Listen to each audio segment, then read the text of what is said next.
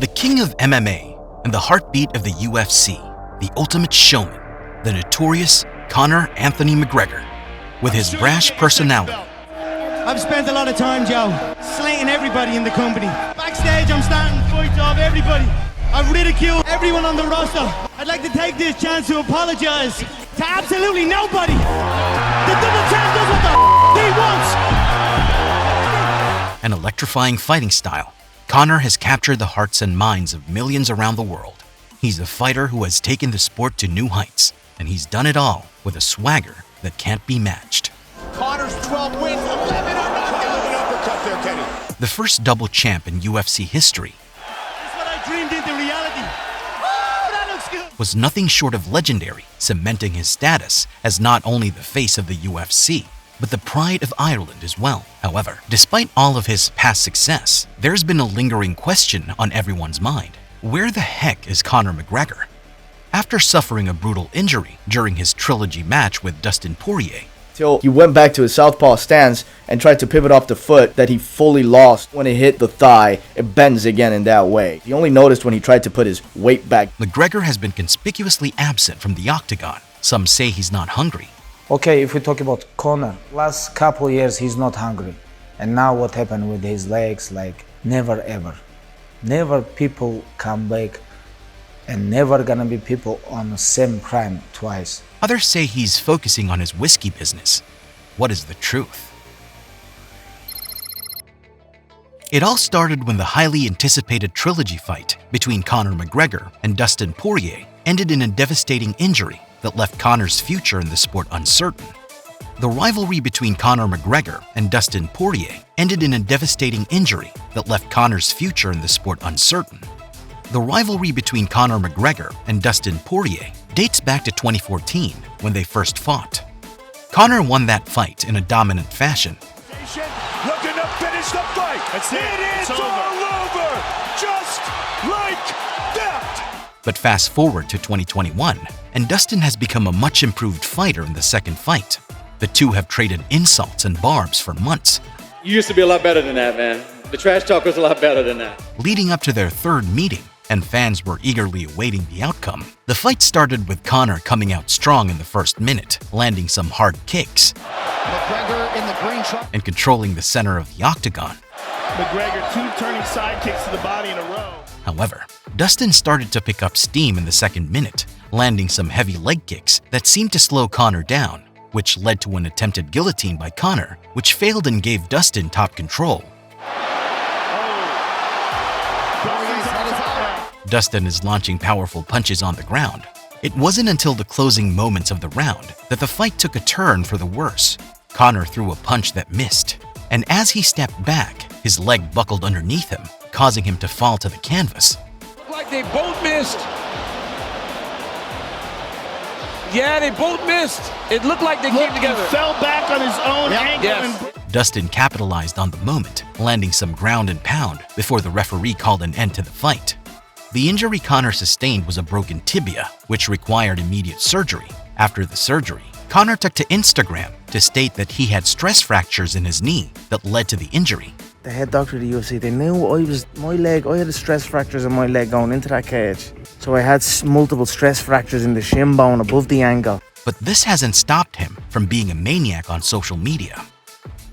Chapter 2: Conor's Twitter Wars and Shenanigans. Since his UFC peaks, Conor has been known to cause tantrums on Twitter with his insulting and derogatory tweets. This period, it went to 100. With his recovery came his thirst to cause mishaps in the Twitter space, giving the fans something to munch on. In one of his tweets this year, the Notorious one made a tweet insulting renowned coaches like Faraz Zahabi, Trevor Whitman, Javier Mendez, and Mike Brown in an attempt to praise his own coach, John Kavanagh. The Irishman Conor McGregor once again caused chaos on Twitter when he posted a photo of himself wearing both the WWE and UFC title belts. His comments follow news that the parent company of the UFC, Endeavor, has purchased a 51% share of the WWE.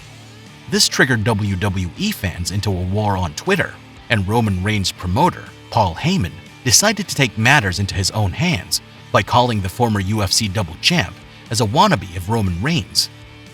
Loving a Twitter war, Conor didn't hesitate to throw one back. Not one to get enough banter, Conor used his iconic liner to call out Jeremy Stephens for a boxing bout after Jeremy faced off against mixed martial arts veteran Jose Aldo. This guy TKOs people. When I knock people out, they don't f***ing move. Who the f*** is that guy? At the recently concluded Gamebred Boxing 4 that ended in a majority draw. With the social media traffic behind Conor, Jeremy Stephens didn't hesitate to jump on the wagon and replied that he is all in if he is. Most likely, this may not hold ground, as Conor McGregor is in a verbal agreement to fight Michael Chandler. Chapter 3: Ultimate Fighter and Return to Fighting. It all started with Michael Chandler making a call out to fight Conor. I got one dude on my mind. Conor McGregor, you gotta come back and fight somebody. I am the most entertaining lightweight on the planet. Then the opportunity arose for them both to be head coaches for The Ultimate Fighter Season 31. Beautiful shots from the wrist to the shot. Fishing in all of these positions.